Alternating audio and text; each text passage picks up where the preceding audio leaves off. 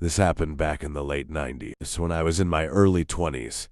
At the time, I was working as a server at a restaurant, and so was this girl I had gotten pretty close with. We had that kind of chemistry where you could just feel the tension building every time we worked a shift together. One night after work, a few of us stayed behind for drinks like we usually did. Nothing crazy, just unwinding after a long shift. But as the night went on, the flirting between us got harder and harder to ignore.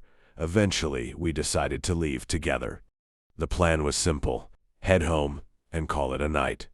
But we didn't make it very far. About 10 minutes into the drive, things escalated quickly. We were all over each other before we even got close to either of our homes.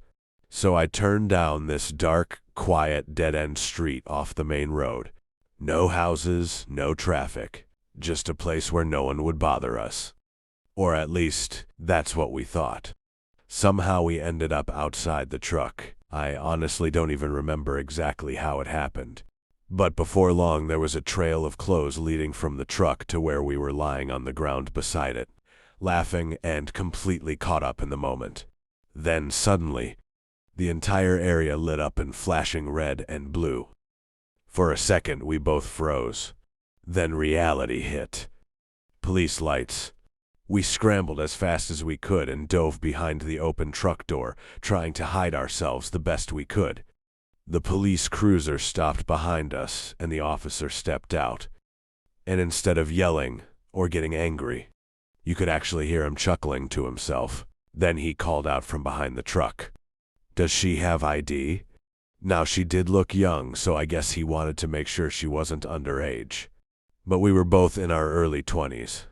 Without even thinking, and still trying to cover ourselves behind the door, I yelled back, "Not on her." There was a moment of silence, and then the officer absolutely lost it, laughing. After a few seconds, he finally managed to say, all right, get your clothes on and get out of here."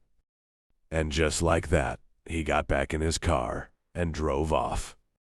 No ticket, no lecture, nothing. Just a cop who found the whole situation way too funny. To this day, I honestly can't imagine that kind of thing happening now. But it's one of those ridiculous memories from my younger years that I'll probably never forget. Even if, unfortunately, I can't remember the girl's name anymore. But one thing I do remember: she was definitely a wild one.